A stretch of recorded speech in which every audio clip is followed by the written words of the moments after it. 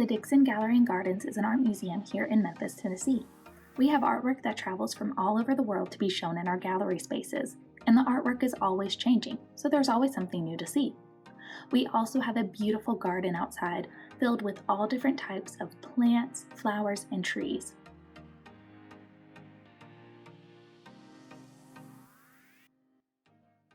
Hi everyone, I'm Kristen. And I'm Danielle. We work for the Dixon Gallery and Gardens, and our job is to teach people about the museum and the gardens outside. Today we're going to create an art project with you inspired by the Dixon. Let's get started. From October 17th, 2021 through January 2nd, 2022, the Dixon is hosting a new exhibition called Black Artists in America. In this exhibition, there will be artwork from Black artists all across the United States throughout the 20th century. Let's learn more about one of the artists who will be in the show. This is Archibald John Motley, Jr. He was an artist who lived in Chicago, and he loved to make paintings of his neighborhood. He lived in a part of Chicago called Bronzeville, which was famous for its music and nightlife. During Motley's life, African Americans were not shown very often in art, and when they were painted in very unkind ways. Motley wanted to change that, so he decided to paint African Americans in beautiful paintings and portraits and let them be the main characters.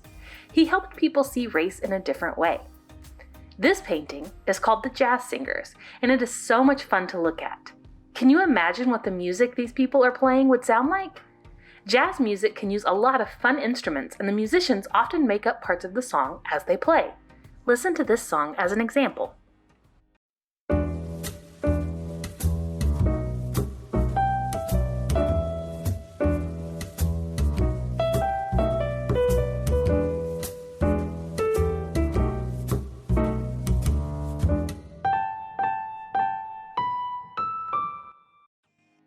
One of the instruments used very commonly in jazz is a piano, so today we're going to learn how to make our own piano using collage materials. Today we'll be using a piece of gold paper, some white foam, and some black foam. Let's look at our materials. We have some large white rectangles, some smaller black rectangles, and then some black circles and teeny tiny sticks that we'll use a little later on to make music notes. We're going to start by making our piano though. So we'll start with our white pieces of foam. Move everything off to the side and leave just the white rectangles in front of you on your gold paper. Before we stick anything down, we're going to practice by laying our white rectangles in a row. You're going to try to make them all line up and go all the way across your paper. It's okay for them to touch, and it's okay for them to have just a little bit of space in between, but you don't want them to be too far apart. The white and black rectangles on our piano are called the keyboard, and the little individual rectangles are called keys.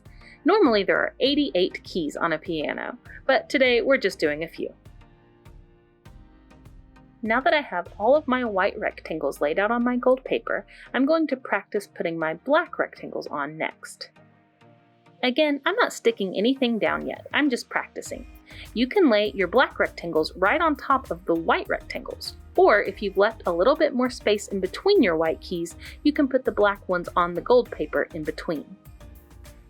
In a real keyboard, the black keys represent the sharps and the flats, and the white keys are used to make natural notes.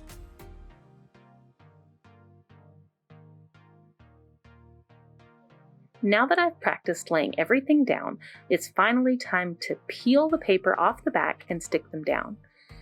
Work one at a time, pull the white paper off carefully from your foam, and then stick it directly to the gold paper.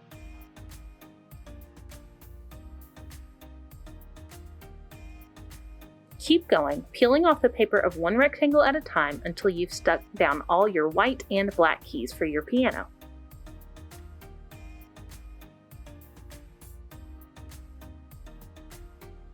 Now that we've got our piano complete, we're going to use the black circles and tiny stems to make music notes. There are lots of kinds of music notes. I'm going to show you a few different ways that you can combine your circles and sticks to make notes, but there are lots of different options, so feel free to get creative. This is called an eighth note. And this is called a beamed eighth note. And this is called a quarter note. But try experimenting using the circles and sticks in lots of different ways to make your own notes. After you've practiced making different kinds of notes, peel the paper off the back and stick them to your gold paper.